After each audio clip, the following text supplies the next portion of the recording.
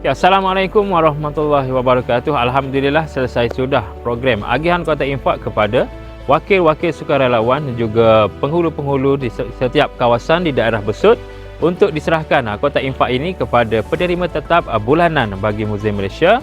Diharapkan dengan Kota Infak ini sedikit sebanyak dapat meringankan sedikit beban yang ditanggung oleh penerima tetap bulanan bagi Muzium Malaysia ini.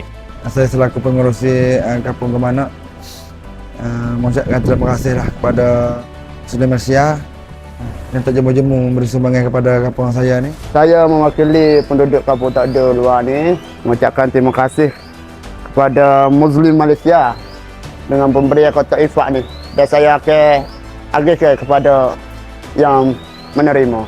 Hari ini saya bersama NGO Muslim Malaysia berhantaran untuk bulan 3 lah kepada asnah-asnah yang kita pilih lah di komuniti JPKK Tasik Nibong. Hari ini saya telah menerima 10 kotak infak, iaitu penerima tetap di Hulu Besut lah. Saya mengucapkan terima kasih kepada penderma dan kepada Muzium Malaysia. Jadi saya mewakili Muzium Malaysia ingin mengucapkan jutaan terima kasih kerana tanpa derma dan sumbangan anda mungkin program ini tidak dapat dijalankan. Jadi teruskanlah menyumbang kerana sumbangan anda mampu meringankan beban asnaf-asnaf yang memerlukan di luar sana.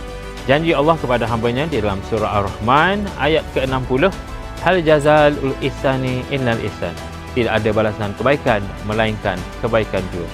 Sekian sahaja pada saya, Khairul Hafizi bin Zawawi daripada Muzium Malaysia. Assalamualaikum dan terima kasih.